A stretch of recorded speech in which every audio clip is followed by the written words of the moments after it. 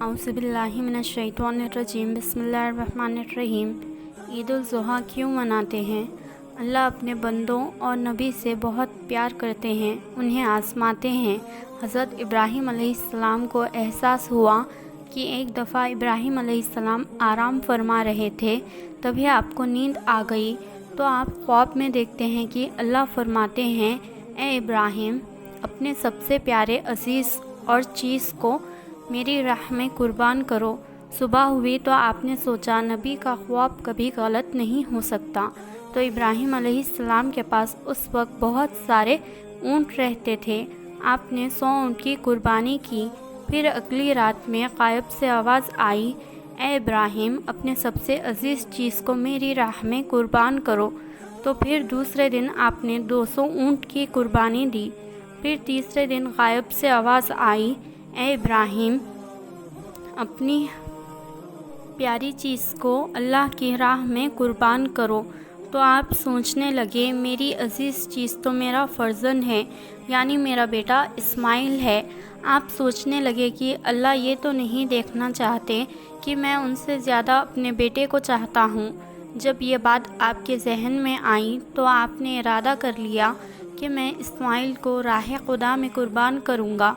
फिर आपने हज़रत हाजरा से कहा, ए हाजरा, मेरे बेटे को गुस्ल कराओ, नए कपड़े पहनाओ और खुशबू लगाकर बिल्कुल इसको तैयार कर दो।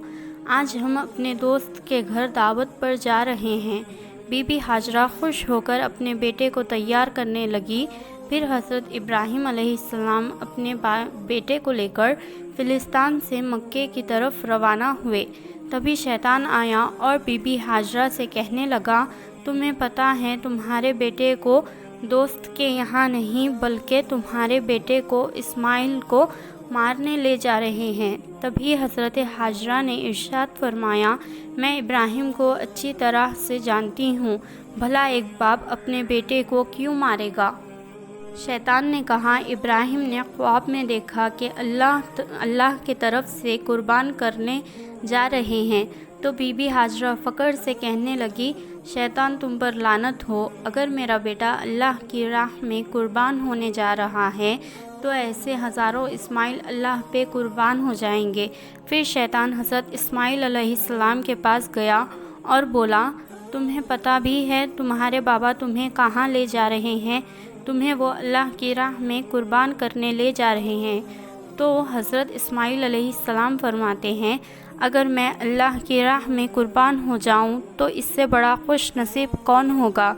फिर यही सवाल लेकर इब्राहीम अलैहिस्सलाम के पास गया और कहा, तुम अपने बेटे को क्यों कुर्बान कर रहे हो? तुम्हें पता भी है तुम्हारी कुर्बानी कबूल होगी भी या नहीं? तभी हज़रत इब्राहीम अलैहिस्सलाम पत्थर उठाते हैं और लानत कहकर शैतान पर पत्थर फेंकते हैं। फिर आप अपने बेटे से फरमाते हैं, क्या आपको पता है कि मैं अल्लाह की राह में कुर्बान करने ले जा रहा हूँ?